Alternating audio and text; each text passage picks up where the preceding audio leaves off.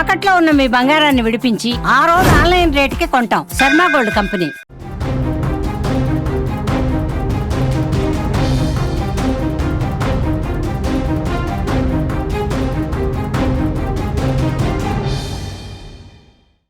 ఆంధ్రప్రదేశ్లో మరోసారి bird flu కలకలం రేకింది. పల్నాడు జిల్లా నర్సరావుపేటలో 2 ఏళ్ల చిన్నారి బర్డ్ ఫ్లూ సోకి చనిపోయింది. మార్చి 4న ఆమెను మంగళగిరిలోని ఎయిమ్స్ ఆసుపత్రికి తీసుకువెళ్లారు. బాలికను బతికించేందుకు వైద్యులు చేసిన ప్రయత్నాలు ఫలించకపోవడంతో మార్చి 16న ఆమె మృతి చెందింది. అయితే మరణానికి కారణం బర్డ్ ఫ్లూ అని తాజాగా వచ్చిన రిపోర్టులో అయితే తేలింది.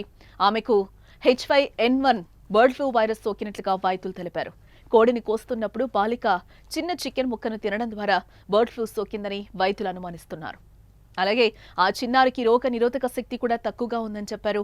ఈ కారణాల వల్ల బర్డ్ ఫ్లూ సోకి కోలుకోలేకపోయిందని తెలిపారు. అయితే కుటుంబ సభ్యులు మాత్రం ఆ వాదనను ఖండిస్తున్నారు. చిన్నారి చికెన్ తినలేదని, 2 నెలలుగా మా కుటుంబాలు ఎవరూ తినలేదని కూడా చెప్పారు.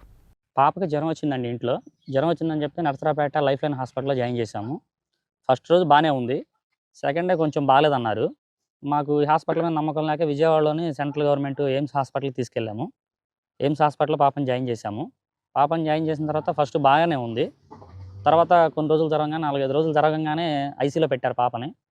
బాగానే ఉందని చెప్తున్నారు. రోజు అబ్జర్వేషన్ చేసుకుంటున్నాం, బాగానే ఉంది. ఒక 10 డేస్ తర్వాత పాప చనిపోయింది. ఎందుకు జరిగిందో మాకు తెలీదు. మేము ఇంకా అది తీసుకోలేక ఇంటికి వచ్చేసాం పాపను తీసుకొని.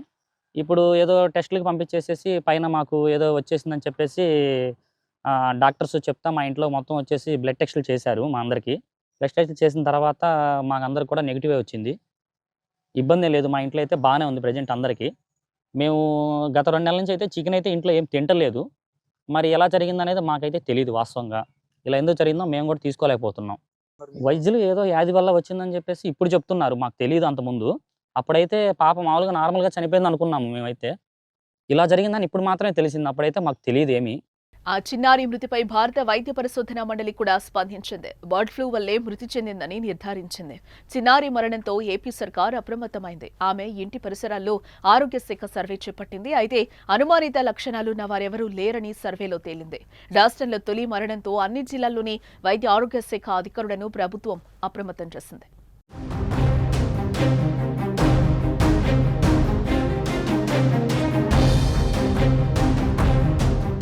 గత కొన్ని రోజుల కిందట ఆంధ్రప్రదేశ్ను బర్డ్ ఫ్లూ భయం వెంటాడింది. వేలాది సంఖ్యలో కోళ్లు చనిపోయాయి. తూర్పుగోదావరి జిల్లా కానూరు, పశ్చిమ గోదావరి జిల్లాలో బర్డ్ ఫ్లూ వైరస్ కేసులు ఎక్కువగా నమోదయ్యాయి. బర్డ్ ఫ్లూ వైరస్ కేసులు నమోదైన ప్రాంతాల్లో ప్రభుత్వ అధికారులు చికెన్ దుకాణాలను మూసివేయించారు.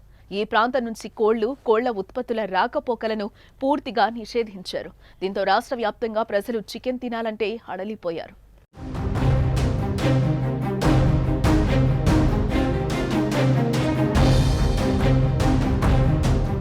ఫలితంగా చికెన్ ధరలు కూడా బాగా తగ్గిపోయాయి. ఈ సమయంలో బర్డ్ ఫ్లూపై అవగాహన కల్పించారు.